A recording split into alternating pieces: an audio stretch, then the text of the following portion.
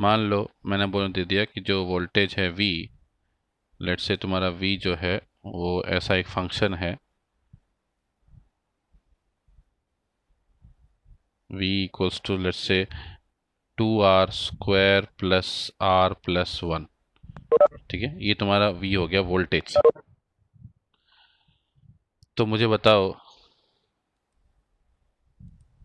तो अगर तुम्हें मान लो V पोटेंशियल दे रखा है 2r² प्लस r प्लस 1 ना, और अपन को निकालना हो इलेक्ट्रिक फील्ड, तो कैसे निकालेंगे हम? तो अपन जानते हैं इलेक्ट्रिक फील्ड कितना होता है, माइनस dV/dr। तो अगर तुम्हें डिफरेंशिएट करना आता है तो इलेक्ट्रिक फील्ड निकाल सकते हैं। तो इसका क्या करना है, तुम्हें सिर्फ V/r करना है। कितना होगा इसका डिफरेंशिएशन बोलो? तो dV/dr किया तो ये 2r² का हो गया 2r, प्लस r का कितना हो गया 1, और 1 का कितना हो गया 0, और साथ में एक माइनस साइन। तो इसका मतलब तुम बोल सकते हो कि इलेक्ट्रिक फील्ड कितना हो जाएगा, -4r-1। तो इसका मतलब इलेक्ट्रिक फील्ड तुम्हारा, अगर वोल्टेज तुम्हें दे रखा हो पोटेंशियल आर के फंक्शन में, तो तुम इलेक्ट्रिक फील्ड को भी आर के फंक्शन में लिख सकते हो ऐसे। अच्छा ठीक है, इसका उल्टा भी कर सकते हैं क्या? हाँ, उल्टा भी कर सकते हैं, यहाँ से देखो। तो इसका उल्टा भी कर सकते हैं, अगर तुम्हें डी वी को अपन लिख सकते हैं -E/dr। और याद है अपन ने जब इसको लिखा था पहले, तो वो E.dr था, अपन जब डिराइव किया था। D V equals to -E.dr अपन ने जब पहले क्लास में डिराइव किया था अपन ने। तो इससे अगर तुम्हें बोला जाए पूरा पोटेंशियल निकालो, तो क्या दोनों तरफ करेंगे इंटीग्रेट? तो दोनों तरफ कर देंगे इंटीग्रेट, तो v कितना हो जाएगा, minus of integration of E.dr। तो इसका मतलब अगर इलेक्ट्रिक फील्ड से पोटेंशियल निकालना है तो इंटीग्रेट कर देंगे, और पोटेंशियल से इलेक्ट्रिक फील्ड निकालना है तो क्या कर देंगे, डिफरेंशिएट कर देंगे। तो इस पे बेस भी बहुत सारे क्वेश्चन आते हैं। अब एक तरह क्वेश्चन और आता है, जैसे मान लो तुम्हें बोला जाए कि चलो इलेक्ट्रिक फील्ड तुम्हें दे दिया जाए, मान लो electric field is 2x_i plus मान लो 2y_j। ऐसा तुम्हें इलेक्ट्रिक फील्ड दे दिया। चलो पहले 2x_i ले लेते हैं सिंपल। अब तुम्हें बोला जाए कि इलेक्ट्रिक फील्ड x के अलॉन्ग है, find out the potential difference, find out the potential difference between the points at x equals to 1 and x equals to 4। तो अपन क्या बोलेंगे, अपन को पता है v कैसे निकालेंगे, -इंटीग्रेशन E.dr। अब यहाँ dr कैसे लिखेंगे, तो dx के अलॉन्ग है तुम्हारा, तो E.dx। और x चेंज कहाँ से कहाँ हो रहा है, x 1 से 1, 1 से 4। इसका मतलब उन दो पॉइंट के बीच में पोटेंशियल डिफरेंस निकालना है जो तुम्हारे 1 और 4 उससे कोऑर्डिनेट हैं। अब क्या करो, यहाँ पुट कर दो e की वैल्यू। तो e कितना है तुम्हारा 2x_i, और dx कहाँ होता है तुम्हारा, तो अपन जानते हैं dx_i। तो i तो तुम्हारा हो गया 1। तो क्या हो जाएगा ये, -2x dx का इंटीग्रेशन, और लिमिट कहाँ से कहाँ होगी, 1 से लेके 4। तो बेसिकली तुम्हारा इसका पास 2 इंटीग्रेशन हो गया x²/2, और लिमिट हो गया 4 से 1। तो इसका मतलब -x इंटीग्रेशन 4 से 1, तो कितना हो जाएगा 16 - 1, इसका मतलब -15। तो इसका मतलब VA माइनस VB कितना है तुम्हारा, -15 वोल्ट तुम्हारा आ गया। तो ऐसे अगर तुम्हें potential as a function of x दे रखा हो, और तुम्हें बोला जाए कि electric field as a function of x दे दिया हो, वाई दे दिया हो, आर दे दिया हो, और तुम्हें बोला जाए वी निकालो, तो कैसे निकालेंगे, simple v equals to minus of integration E.dx। अच्छा ठीक है, अब मुझे बताओ, जब अपन इलेक्ट्रिक फील्ड लिखते हैं तो अपन लिखा सर E कैसे लिखेंगे, तो E होगा minus of dV/dr, minus of dV/dr। लेकिन इलेक्ट्रिक फील्ड तो तुम्हारा क्या है, वेक्टर क्वांटिटी है।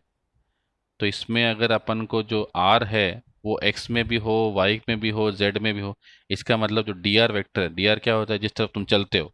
अगर तुम जिस तरफ चल रहे हो उसमें i भी आ रहा है, j भी आ रहा है, k भी आ रहा है, तब कैसे करेंगे? इसका मतलब ये है, तुम्हें बोला जाए इलेक्ट्रिक फील्ड निकालो वेक्टर फॉर्म में, इलेक्ट्रिक फील्ड तो वेक्टर है, तो कैसे निकालेंगे? तो उसके लिए अपन क्या करते हैं, तुम्हें क्या बोलेंगे, तुम्हें दे देंगे मान लो एक फंक्शन दे देंगे v का, कि v जो है वो x y z तीनों पे डिपेंड करता है। मान लो कैसे डिपेंड करता है, मान लो ऐसे x² y z। तो v डिपेंड करता है x पे भी, v डिपेंड करता है y पे भी, और v डिपेंड करता है z पे भी। तुम्हें बोला गया फाइंड इलेक्ट्रिक फील्ड इन vector form, find electric field इन वेक्टर फॉर्म। अच्छा, कैसे निकालेंगे देखो। तो अगर वेक्टर फॉर्म में निकालनी है तुम्हें इलेक्ट्रिक फील्ड, तो अपन जानते हैं इलेक्ट्रिक फील्ड कैसे निकालते हैं, वी से D V by D R. अब यहाँ आर तो है ही नहीं, एक्स वाई जेड तीनों आ गए तुम्हारे। इसका मतलब एक्स का फंक्शन भी है, वाई का फंक्शन भी है और जेड का फंक्शन भी है। तो कैसे निकालेंगे? तो अपन बोलते हैं, अपन जानते हैं इलेक्ट्रिक फील्ड को अगर वेक्टर फॉर्म में लिखना है तो वो क्या होगा, ई x i cap plus E Y J cap plus E Z k cap होगा तुम्हारा। ऐसे कुछ होगा, ई x i cap plus E Y J cap plus E Z k cap. अच्छा ठीक है। अब ये क्या है, x E x i cap का मतलब क्या है, ये इलेक्ट्रिक फील्ड का एक्स कंपोनेंट है। ई वाई क्या है, इलेक्ट्रिक फील्ड का वाई कंपोनेंट है। ई जेड क्या है, इलेक्ट्रिक फील्ड का जेड कंपोनेंट है। तो अब कैसे निकालेंगे एक्स वाई जेड, ये तो तीनों का फंक्शन है तुम्हारा। तो ऐसे में क्या करते हैं, क्योंकि तुम्हें डिफ्रेंशिएट तो करना पड़ेगा, लेकिन ये डिफ्रेंशिएट कैसे करें, ये तो तीनों का फंक्शन है एक्स वाई जेड। तो ऐसे में अपन क्या करते हैं, एक लॉजिक और एक कंसेप्ट यूज करते हैं, इसको बोलते हैं पार्शियल डिफरेंशिएशन। इसको बोलते हैं पार्शियल डिफरेंशिएशन। हालांकि तुम क्लास 12th में मैथ्स में पढ़ लोगे सब डिफरेंशिएशन, तो उसके बाद तुम्हें कोई दिक्कत नहीं होगी, बट फिर भी क्या मतलब होता है पार्शियल डिफरेंशिएशन का, जैसे बोलो v। तो मैंने बोला v है एक्स स्क्वायर वाई जेड। अब तीनों वेरिएबल है, x भी वेरिएबल, y भी वेरिएबल, z भी वेरिएबल। तो कैसे करें इसको डिफरेंशिएट? तो मैंने बोला पार्शियल मतलब एक काम करो, इसको x के टर्म में डिफरेंशिएट करो, इसको x के टर्म में करो, ये मानते हुए कि y और z कांस्टेंट है। तो उसको सिंबल क्या लिखता हूँ ऐसे, डेबर वी बाई डेबर एक्स या del V by del X. इसका मतलब क्या होता है, differentiation of V with respect to X, partial differentiation of V with respect to X. इसका मतलब ऐसा मान लो कि सिर्फ एक्स वेरिएबल है, बाकी वाई और जेड कैसे हैं, कांस्टेंट। तो ये तुम्हारे पास कैसा हो गया, ऐसा मान लो एक नंबर हो गया 3x²। तो ये वाई और जेड कांस्टेंट हो गए 3 जैसे। तो क्या वाई और जेड कांस्टेंट है, तो कांस्टेंट का तो कोई इंटीग्रेशन तुम्हारा डिफरेंशिएशन होगा नहीं तुम्हारा। तो ये तो वाई और जेड ऐसे ही रह जाएगा। x² कितना डिफरेंशिएशन होता है, 2x। तो तुम बोलोगे partial differentiation of v with respect to s कितना आया, 2x into Y Z. 2x into Y Z, ये तुम्हारा हो गया partial differentiation of v with respect to x। अच्छा, इसी का क्या partial differentiation with respect to y भी लिखा सकते हैं कि, हाँ निकाल सकते हैं। विथ रिस्पेक्ट टू y कितना आएगा, इसका मतलब y को वेरिएबल मान लो और x और z के कारण मानना, तुम्हारा कांस्टेंट मानना है। तो x और z तो कांस्टेंट है, उसका कोई डिफरेंशिएशन नहीं होगा, ऐसे ही रहेंगे तुम्हारे। y का कितना होता है डिफरेंशिएशन, तो y का तो सर 1 होता है सिर्फ। तो क्या del V by del Y आएगा x² इंटू जेड। ठीक है सर। ऐसे ही मुझे बताओ, अगर तुम्हें z के रिस्पेक्ट में भी बोले डिफरेंशिएट कर दो, इसका मतलब ये मान के चल रहे हैं अपन कि सिर्फ z वेरिएबल है, x और y तुम्हारे क्या है, कांस्टेंट है।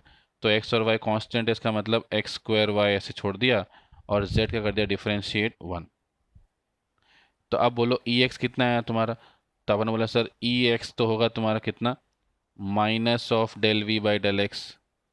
अच्छा, ई वाई कितना होगा, minus of del V by del Y. और ई जेड कितना होगा, minus of del V by del Z. तो अगर अपन इलेक्ट्रिक फील्ड वेक्टर लिखें पूरा, तो इलेक्ट्रिक फील्ड वेक्टर कितना होता है, ई x i cap plus E Y J cap plus E Z k cap. तो इन तीनों को अगर लिखेंगे तो क्या माइनस कॉमन आ जाएगा, del V by del x i cap plus del V by del x j cap plus sorry y, और plus del V by del z k cap. तो ये वैल्यूज पुट कर दो, सारी वैल्यूज पुट कर दो। Del V by del X कितना आया था अपना, 2xyz। तो ये हो गया 2xyz I cap. Del V by del Y कितना आया था तुम्हारा, x² z। तो x² z जे कैप। और del V by del Z कितना आया था, x² y। तो x² y के कैप। ये तुम्हारा इलेक्ट्रिक फील्ड वेक्टर आ गया जनरल कोऑर्डिनेट्स में। अब तुमसे अगर पूछ ले कि इस पॉइंट पे निकालो कितनी इलेक्ट्रिक फील्ड है, जिस पॉइंट का कोऑर्डिनेट है 1,2,1,1, इसका मतलब xy y2 z1 यहाँ पुट कर देंगे अपन। तो इलेक्ट्रिक फील्ड कितना हो गया, -2x कितना लेना है y1, y कितना लेना है 2, z कितना लेना है 1 आई कैप प्लस x²। तो 1 का स्क्वायर इंटू जेड 1 जे कैप प्लस x² y मतलब 1² इंटू 2 के कैप। तो ये तुम्हारी इलेक्ट्रिक फील्ड हो गई -4 आई कैप प्लस जे कैप प्लस 2 के कैप।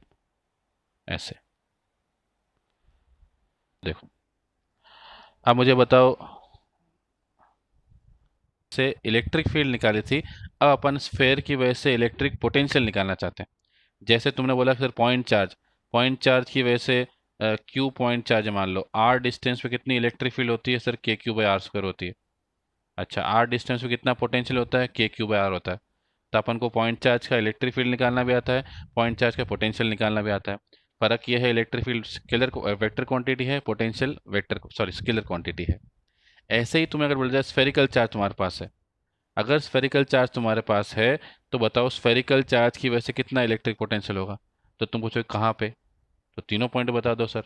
आउटसाइड सरफेस कितना होगा, सरफेस पे कितना पोटेंशियल होगा, और अगर अंदर जाएंगे तब कितना पोटेंशियल होगा। चलो ठीक है, डिस्कस करते हैं। तो मान लो मैंने कंडक्टिंग स्फेयर ले लिया। कंडक्टिंग स्फेयर का मतलब क्या, सारा चार्ज कहाँ पे होगा, सरफेस पे होगा। तो मैंने कंडक्टिंग स्फेयर ले लिया, सारा चार्ज तुम्हारा सरफेस पे। एग्जाम्पल के थ्रू करते हैं, देखो। ठीक है, तो कंडक्टिंग स्फेयर के लिए अपन ने जब लास्ट में इलेक्ट्रिक फील्ड निकाली थी तो तुम्हें याद होगा कि जब बाहर अपन बात करते हैं इलेक्ट्रिक फील्ड की, इस पॉइंट पे मान लो ये पॉइंट पी है, आर डिस्टेंस पर है, तो यहाँ कितनी इलेक्ट्रिक फील्ड थी, याद है, K Q by small R square. और जब अपन बात करते हैं सरफेस पे इलेक्ट्रिक फील्ड की, तो सरफेस पे कितनी इलेक्ट्रिक फील्ड थी, के तब अपन बोले sir cube K by Q R by capital R square था। कैपिटल आर अच्छा, स्क्वायर। और अंदर कितनी इलेक्ट्रिक फील्ड थी, जीरो थी, कि कंडक्टर के अंदर तो इलेक्ट्रिक फील्ड होती नहीं है। तो ये तीन चीज अपन पहले कर चुके जब अपन ने गॉस थ्योरम के डेरिवेशन किए थे कि अगर कोई कंडक्टिंग स्फेयर है, सारा चार्ज तो सरफेस पे होगा, अगर सारा चार्ज सरफेस पे होगा तो इलेक्ट्रिक फील्ड बाहर कितनी होगी, K Q by small R square, surface पे कितनी होती है, K Q by capital R square, और अंदर कितनी होती है इलेक्ट्रिक फील्ड, जीरो होती है। जीरो। वैसे ही क्या अपन पोटेंशियल के बारे में बात कर सकते हैं, हाँ, क्योंकि पोटेंशियल पॉइंट चार्ज का भी सिमिलर होता है। तो अपन क्या पोटेंशियल के बारे में भी ऐसा बोल सकते हैं, देखना भी। हालांकि इसका डेरिवेशन कर सकते हैं अपन, लेकिन जरूरत नहीं है अपन को उतनी करने की, अपन लॉजिक से समझ सकते हैं। क्योंकि ऐसा मान सकते हैं कि जब बाहर पे अपन निकालते हैं कोई पॉइंट पे, तो ये देखो एक तरह से पॉइंट चार्ज की तरह बिहेव कर रहा है, K Q by R square point charge की भी होती है। तो जब भी बाहर इलेक्ट्रिक फील्ड निकालते हैं अपन, तो ये स्फेयर बिहेव करता है लाइक अ पॉइंट चार्ज। तो वैसे ही बाहर वाले पॉइंट पे क्या पोटेंशियल भी तुम्हारा पॉइंट चार्ज की तरह बिहेव करेगा क्या, हाँ।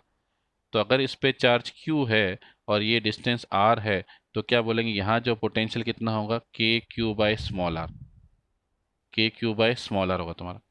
इसको एक पूरा पॉइंट चार्ज की तरह मान सकते हैं, के क्यू बाय स्मॉल आर होगा, ठीक है। सरफेस पे कितना होगा, तो तुमने बोला सर के क्यू बाय कैपिटल आर होगा। चलो यहाँ तक समझ में आया। अब अंदर कितना होगा थोड़ा देखते हैं, चलो। तो तुमने बोला अंदर कितना होगा सर, तो मुझे बताओ अंदर इलेक्ट्रिक फील्ड कितनी है, जीरो है।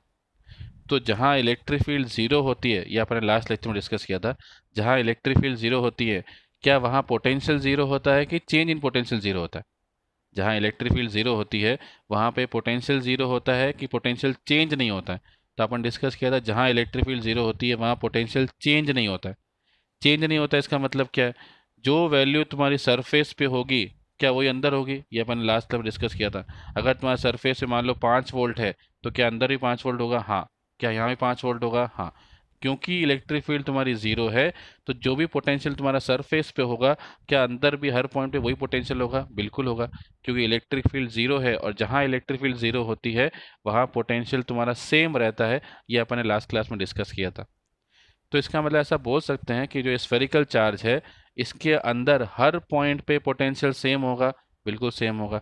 और उसकी वैल्यू कितनी होगी, जितनी वैल्यू सरफेस पे होगी वही वैल्यू सारी तुम्हारी स्फेयर के अंदर वाले पॉइंट पे भी होगी, क्योंकि ई ज़ीरो है तुम्हारा।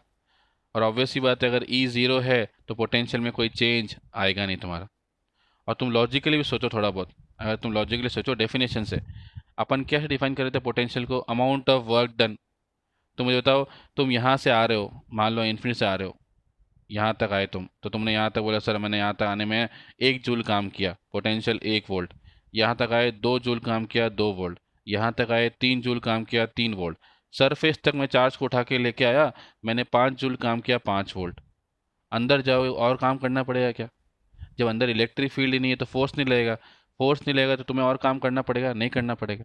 तो तुम क्या बोलोगे, यहाँ से इन्फिनिटी से उठा के यहाँ तक लाए, टोटल काम कितना किया, जितना सरफेस तक किया उतने अंदर भी किया होगा, क्योंकि अंदर जाने में तुम्हें कोई काम करना ही नहीं पड़ा।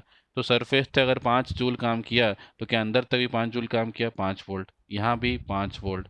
हर पॉइंट पे अंदर कितना पोटेंशियल होगा तुम्हारा, 5 वोल्ट। इसका मतलब एक कंडक्टिंग स्फेयर के अंदर तुम्हारा इलेक्ट्रिक फील्ड तो जीरो होता है, लेकिन पोटेंशियल जीरो नहीं होता। पोटेंशियल कितना होता है, जितना सरफेस पे होता है उतना ही होता है। हाँ, अगर सरफेस पे ही जीरो है तो अंदर भी जीरो हो सकता है। सरफेस पे 10 वोल्ट है तो अंदर भी 10 वोल्ट होगा। सरफेस पे 20 वोल्ट है तो अंदर 20 वोल्ट होगा तुम्हारा। लेकिन जैसे ही सरफेस से बाहर जाएंगे तो क्या होगा, के क्यू बाय स्मॉल आर हो जाएगा। मतलब जैसे जैसे दूर जाओगे पोटेंशियल तुम्हारा कम होगा क्या? हाँ, बिल्कुल कम होगा तुम्हारा। तो बाहर तो पोटेंशियल कम हो रहा है तुम्हारा, सरफेस से पोटेंशियल है, अंदर जाते तुम्हारा पोटेंशियल जीरो नहीं हो रहा, कैसा है तुम्हारा, कांस्टेंट पोटेंशियल है। तो इसका मतलब अगर इसका ग्राफ बनाए अपन, इसका ग्राफ बनाए पोटेंशियल का, तो क्या इसका जो पोटेंशियल है ग्राफ बनेगा, ऐसा बनेगा, देखो ये तुम्हारा इसका एक्सिस,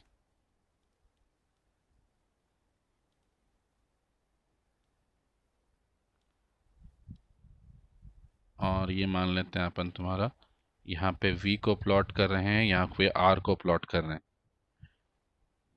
तो अपन ने बोला अंदर तो पोटेंशियल चेंज नहीं होगा, तो अंदर तुम्हारा पोटेंशियल कैसा रहेगा, कांस्टेंट रहेगा एकदम, जितना सरफेस पे उतना ही।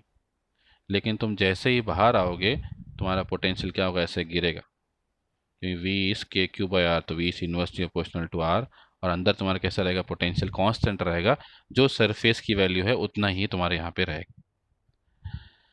चलो, यहाँ कल सरफेस की वजह से, स्फेरिकल चार्ज की वजह से बाहर कितना पोटेंशियल होता है, सरफेस पे कितना पोटेंशियल होता है, और अंदर कितना पोटेंशियल होता है। चलो ठीक है, अब अपन बात करते हैं इक्वी पोटेंशियल सरफेसेस की भी। चलो वो भी डिस्कस कर लेता हूँ क्या मतलब होता है इसका। तो नाम से कुछ थोड़ा बहुत लग रहा है, इक्वी पोटेंशियल मतलब ऐसा कुछ इक्वल पोटेंशियल वाला। चलो देखते हैं। तो मुझे बताओ, मान लो तुमने क्या किया, तुमने एक पॉइंट चार्ज लिया, ये मान लो एक पॉइंट चार्ज लिया तुमने, प्लस मान लो 2 नैनो कूलम, ठीक है, और तुमने उसका यहाँ पे 1 मीटर दूर पे एक पॉइंट लिया, तो यहाँ कितना पोटेंशियल होगा, निकाल सकते हैं क्या? हाँ निकाल सकते हैं सर, पॉइंट चार्ज की वजह से कितना होता है, के क्यू बाई आर। तो के क्यू बाई आर कितना है, 9 × 10⁻⁹ क्यू कितना है, 2 × 10⁻⁻⁹ अपन आर कितना है 1, कितना है 18 वोल्ट। तो बोला सर पी पे कितना वोल्टेज है, 18 वोल्ट है, ठीक है।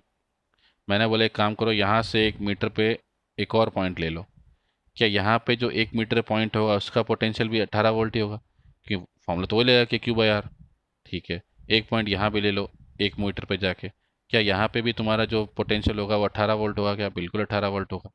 इसका मतलब इस पॉइंट से तुम्हारा 1 मीटर दूरी पे जितने भी पॉइंट हैं उन सबको अगर मैं जोड़ दूं, तो क्या वो सब पॉइंट का पोटेंशियल 18 वोल्ट होगा? तो बोलेंगे हाँ 18 वोल्ट होगा। तो सबको जोड़ने से क्या बनेगा, एक सर्कल बनेगा क्या? सर्कल तो 2 डायमेंशन में दिख रहा है भाई, एक्चुअली क्या बनेगा, तुम्हारा स्फेयर बन जाएगा।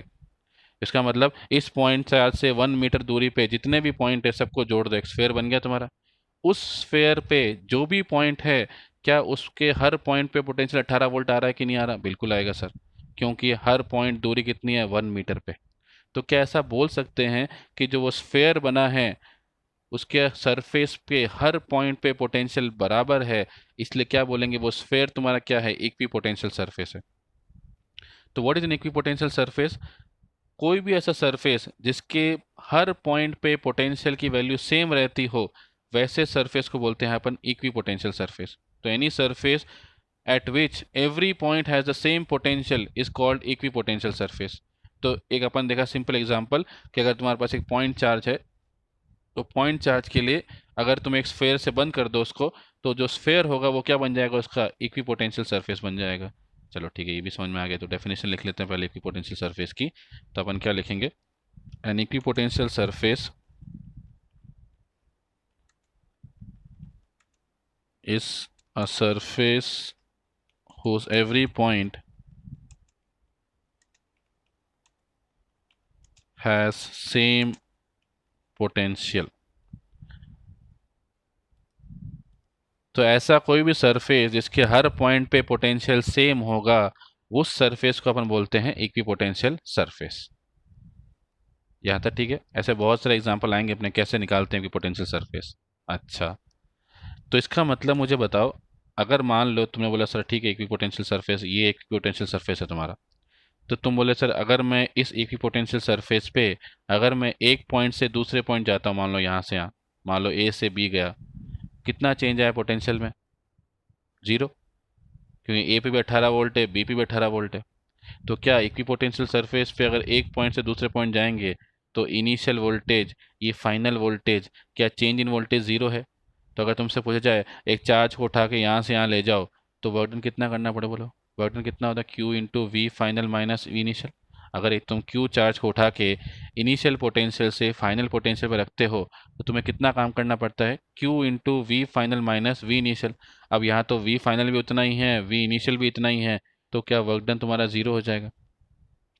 तो इसका मतलब अपन ये बोल सकते हैं कि अगर एक इक्विपोटेंशियल सरफेस तुम्हारे पास है, अगर उस पर तुम एक चार्ज को मूव करते हो एक पॉइंट से दूसरे पॉइंट पे, तो कितना वर्क डन होगा तुम्हारा? ज़ीरो वर्क डन होगा, क्योंकि उसके हर पॉइंट पे पोटेंशियल सेम है। तो अगर अपन को मूव करते समय तुम अगर डेल्टा वी निकालोगे, वी फाइनल माई वी इनिशियल हमेशा ज़ीरो ही आएगा तुम्हारा। इसका मतलब work done in moving a charge from one point to another point along an equipotential surface is always zero. तो ये कुछ प्रॉपर्टीज हैं इक्विपोटेंशियल सरफेस की, लिख लेते हैं अपन। तो प्रॉपर्टीज ऑफ इक्विपोटेंशियल सरफेस।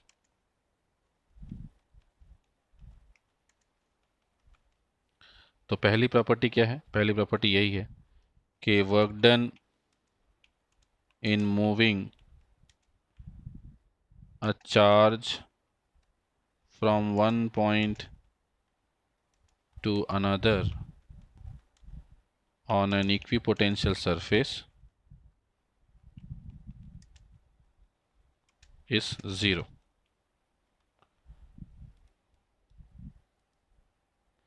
तो एक चार्ज को इक्विपोटेंशियल सरफेस पे ले जाने पे तुम्हारा वर्डन कितना होता है? ज़ीरो होता है। ये तुम्हारा फर्स्ट पॉइंट हो गया।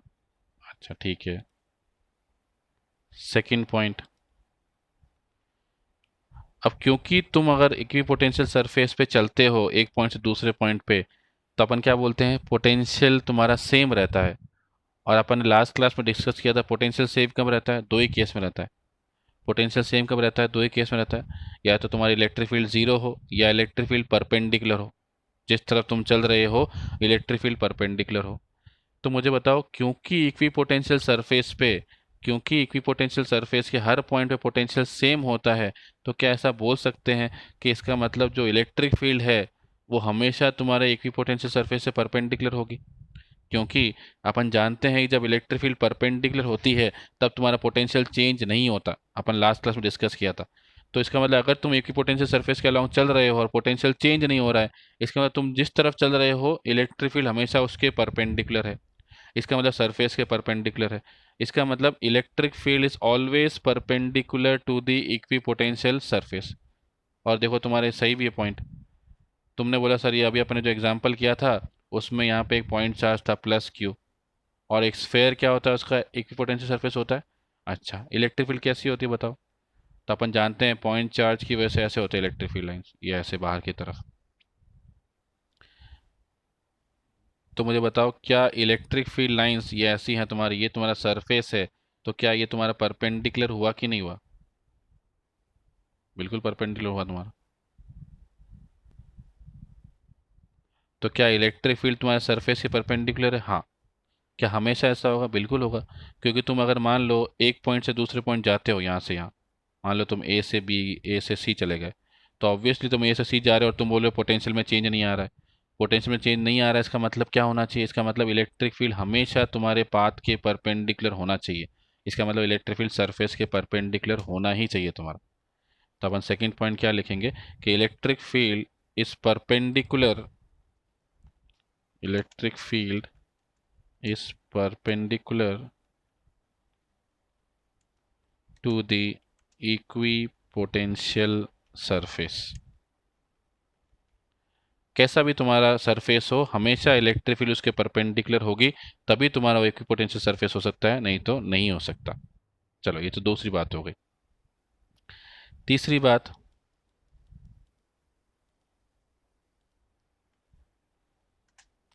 अब मुझे बताओ, जैसे अपन मान लो तो पॉइंट चार्ज का बनाते हैं इक्विपोटेंशियल सरफेस।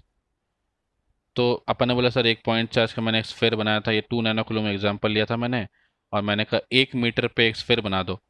तो तुमने बोला सर 1 मीटर पे इसका कितना वोल्ट आया था? 18 वोल्ट आया था इसका, ठीक है। अगर मैं 2 मीटर लूँगा तो क्या 2 मीटर पे तुम्हारा तो भी सेम आएगा तुम्हारा? हाँ। 2 मीटर पे तुम बना दो स्फेयर एक, तो ठीक है 2 मीटर भी बना दिया स्फेयर, कितना हो जाएगा? 9 वोल्ट हो जाएगा।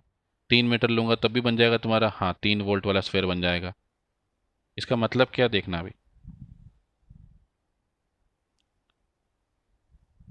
इसका मतलब ये है कि तुमने चार्ज कितना लिया था 2 नैनो कूलम। जब तुमने डिस्टेंस 1 मीटर लिया, तुमने वी निकाला Q/R, तुम्हारा कितना आया था 18 वोल्ट। कितना रेडियस लिया तुमने 1 मीटर। अब बताओ रेडियस अगर तुम 2 मीटर लोगे, वापस निकालो Q/R, तुम निकाल के देखो तुम्हारा 9 वोल्ट आ जाएगा। मतलब ऐसा बोल सकते हैं क्या कि इस सरफेस के जो तुम्हारा ये 2 मीटर वाला है, इसे कितना पोटेंशियल है 9 वोल्ट। वैसे ही तुम अगर आर की वैल्यू 3 मीटर लोगे तो कितना आएगा तुम्हारा, शायद 6 वोल्ट आ जाएगा, शायद 6 वोल्ट। 4.5। 4.5 आएगा। के शायद क्यू बाई एक आर, के क्यू बाई आर कितना है, 9 × 10⁻⁹ क्यू कितना है, टू 6 इंटू आएगा टेन सर, पर हाँ माइनस नाइन आर थ्री, हाँ 6 आएगा 6 आ रहा सर। है। तो 6 वोल्ट आ जाएगा तुम्हारा। इसका मतलब क्या है, क्या ऐसा वैसा बोल सकते हैं कि जो ये 2 मीटर वाला स्फेयर है, जो ये 2 मीटर वाला स्फेयर है, इसके हर पॉइंट पे 9 वोल्ट पोटेंशियल है। जो ये 3 मीटर वाला स्फेयर है, इसके हर पॉइंट पे 6 वोल्ट पोटेंशियल है। और जो ये 1 मीटर वाला स्फेयर है, इसके हर पॉइंट पे 18 वोल्ट है। तो क्या ये अलग अलग इक्विपोटेंशियल है? हाँ अलग अलग है। ये 18 वोल्ट अपने आप में एक इक्विपोटेंशियल सरफेस है, ये 9 वोल्ट वाला अपने आप में एक इक्विपोटेंशियल सरफेस है, और ये 6 वोल्ट अपने आप में एक इक्विपोटेंशियल सरफेस है। लेकिन इन सबका पोटेंशियल कैसा है, अलग अलग है। तो ये 18 वोल्ट वाला इक्विपोटेंशियल है, ये 9 वोल्ट वाला इक्विपोटेंशियल है, और ये 6 वोल्ट वाला इक्विपोटेंशियल है। तो इनको बोलते हैं इक्विपोटेंशियल्स। जब बहुत सारे इक्विपोटेंशियल सरफेस बन जाते हैं, उनको बोलते हैं इक्विपोटेंशियल्स, कैपिटल इक्विपोटेंशियल्स। तुम्हारा प्लूरल में हो गया इक्विपोटेंशियल सरफेसेस, तो इक्विपोटेंशियल्स।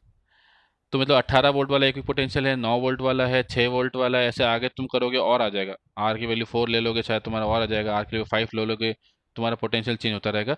बट ये फिक्स है कि जो R3 पे सारे पॉइंट आ रहे हैं, उनका पोटेंशियल 6 वोल्ट ही होगा तुम्हारा। अच्छा, अब मुझे बताओ, अपन तो इन दोनों की बात करते हैं, 18 वोल्ट और 9 वोल्ट की। मैंने क्या किया, एक पॉइंट से दूसरे पॉइंट गया, मान लो 18 से 9, तो कितना पोटेंशियल डिफरेंस हुआ? तुमने बोला सर 9 वोल्ट का पोटेंशियल डिफरेंस हुआ। अच्छा, कितना डिस्टेंस है इन दोनों पॉइंट के बीच में? तो तुमने बोला सर ये तो 2 मीटर है, ये 1 मीटर, तो क्या डिस्टेंस हो गया 1 मीटर। अच्छा ठीक है। अब मैं 9 से 6 जाता हूँ। 9 से 6 में कितना डिफरेंस है बोलो तो अभी वोल्टेज में? क्या 9 से 6 में डिस्टेंस आया तुम्हारा 3 वोल्ट का आया? वो डिस्टेंस कितना अभी भी 1 मीटर है। तो इसका मतलब यहाँ तो 1 मीटर में 9 वोल्ट था, बट यहाँ पे तुम्हारा 1 मीटर में 3 वोल्ट ही है। और आगे जाओगे तो क्या 1 मीटर में तुम्हारा और कम हो जाएगा पोटेंशियल? ऐसा क्यों हुआ? तो देखो, अपन ने बोला, अपन एक जानते हैं कि मॉड ऑफ ई कितना होता है, dV/dr या ΔV/ΔR, है ना? तुम चाहो तो डेल्टा वी लिख लो, डेल्टा आर लिख लो। तो क्या delta V is proportional to E? जहाँ इलेक्ट्रिक फील्ड ज़्यादा होगा, वहाँ तुम्हारा डेल्टा ई ज़्यादा होगा। देखो हो भी रहा है।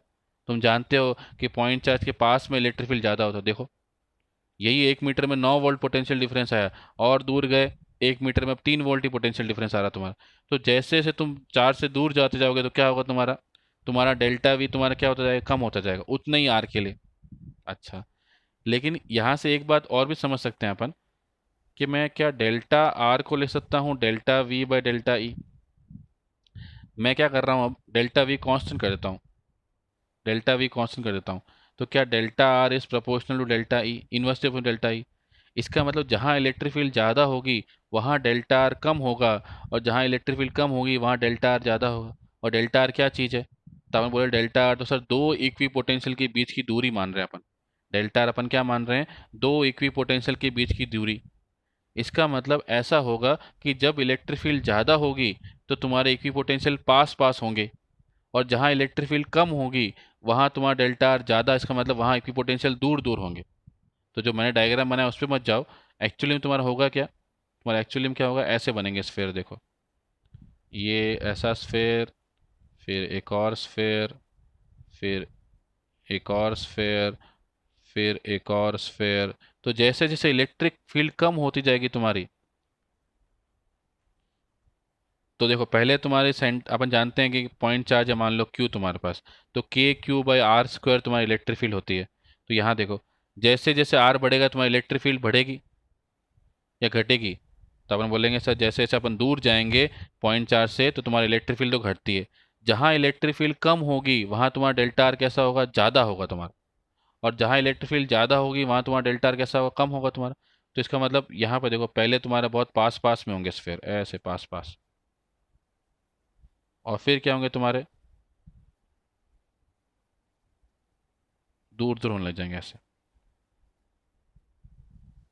अगला वाला और दूर ऐसे, फिर अगला वाला मान लो और ज़्यादा दूर ऐसे। तो ऐसे तुम्हारा जो डेल्टा आर है दोनों के बीच में क्या होगा, टाइम के साथ तुम्हारा बढ़ता ही जाएगा, बढ़ता ही जाएगा तुम्हारा। आया समझ में? क्यों बढ़ता जाएगा तुम्हारा? क्योंकि जैसे जैसे दूर जा रहे हैं तुम्हारा इलेक्ट्रिक फील्ड कम होता जा रहा है, कम होता जा रहा है, कम होता जा रहा है। तो जहाँ इलेक्ट्रिक फील्ड कम होगा वहाँ delta R, the separation between two equipotential will increase तुम्हारा।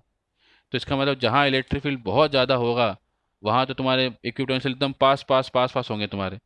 और जहाँ इलेक्ट्रिक फील्ड बहुत कम होगा वहाँ तुम्हारे क्या होंगे, इक्विपोटेंशियल तुम्हारे क्या हो जाएगा तुम्हारा, दूर दूर हो जाएंगे तुम्हारे। वैसी ही बात है जैसी बात अपन ने इलेक्ट्रिक फील्ड में की थी, कि जहाँ इलेक्ट्रिक फील्ड स्ट्रांग होगी वहाँ लाइंस बहुत पास पास में होती है, और जहाँ इलेक्ट्रिक फील्ड वीक होती है वहाँ लाइंस बहुत दूर दूर होती है।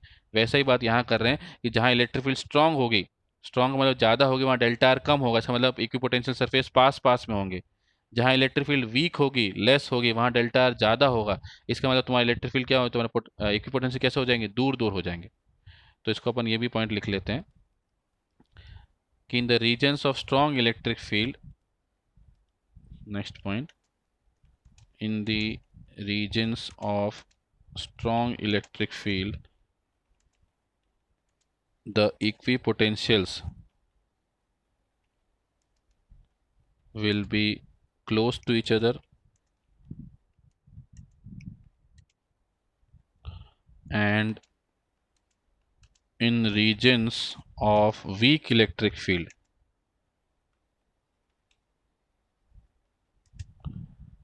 the equipotentials will be far away from each other. ये तो ये हो गया तुम्हारा इक्विपोटेंशियल कितने पास होंगे कितने दूर होंगे, कैसे पता करेंगे अपन, इलेक्ट्रिक फील्ड के हिसाब से।